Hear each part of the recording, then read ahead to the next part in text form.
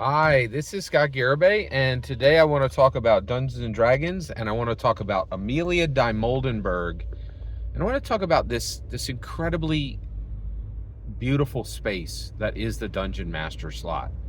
So I have a suggestion for you, and that suggestion is Amelia Dimoldenberg's amazing show, Chicken Shop Date, right? And so I watch Hot Ones, but I don't like. I think his name is Sean Evans, Chris Evans, Chris. I don't know. The main host of he's very famous now. He's had massive success with Hot Ones, like literally a millionaire, based on the show. I will watch Hot Ones when he has a good guest, and when he has a guest I'm interested in, it's a good show, and I like it. I think that show would be much better off with a better host, but he did the work. He deserves his success, right? But if you told me, hey, there's a Hot Ones where it's a British girl and she does the same thing, and it's called Chicken Shop Date, and it's the same show, but people aren't, snorking snot out of their nose every 2 minutes, I'm in. And that's exactly what Chicken Shop Date is. It is a tremendous show, just so good. Okay. But the girl and I was listening to it at first, a lot of content, I just listen to it, I don't watch it, but I stopped that and I started watching them because her facial expressions are so funny. And she has this really dry, acerbic, almost cruel sense of humor. But it's interesting. So here's what we're talking about today. She asked Louis Capaldi. And by the way, she interviews a lot of British people that no Americans know. They're famous in Britain, but you could be the most famous person in Britain, and Americans won't even know who you are, generally.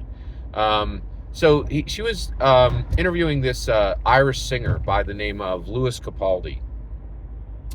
And she said, is there anything you wish you were better at? And he said, he said this very genuine line. And it wasn't a line. It was, he answered very genuinely. He said, I wish I was better at navigating the trials and tribulations of this life. Amelia Dimoldenberg immediately rolled her eyes and was like, oh God, right? And by the way, I'm sorry, I just took the Lord's name in vain there. I was trying to copy her, but she's one of these people, she's an atheist, right? Like, just uses the Lord's name in vain constantly, right? And so, anyway, all right, let's keep moving here. So she rolled her eyes and just like, oh my gosh, I can't believe you gave me this genuine, honest answer. We're here on Chicken Shop Date. I don't care about you as a person, right? You need to be funny. I need to be funny. I don't want to hear anything of you for real, right? Like, just get in your role, right? Like, you're a chicken shop guy, right? Like, you're supposed to be funny and maybe say a few lines from I don't want to hear anything of your real life, right? And it was cold.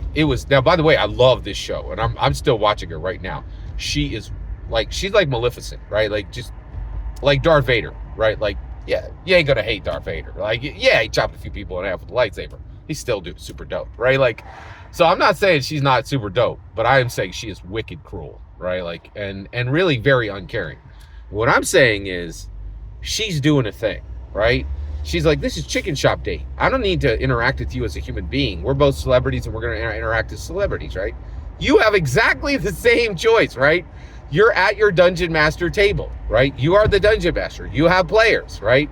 If one of them says something that is dead on real, in character, you're going to know it.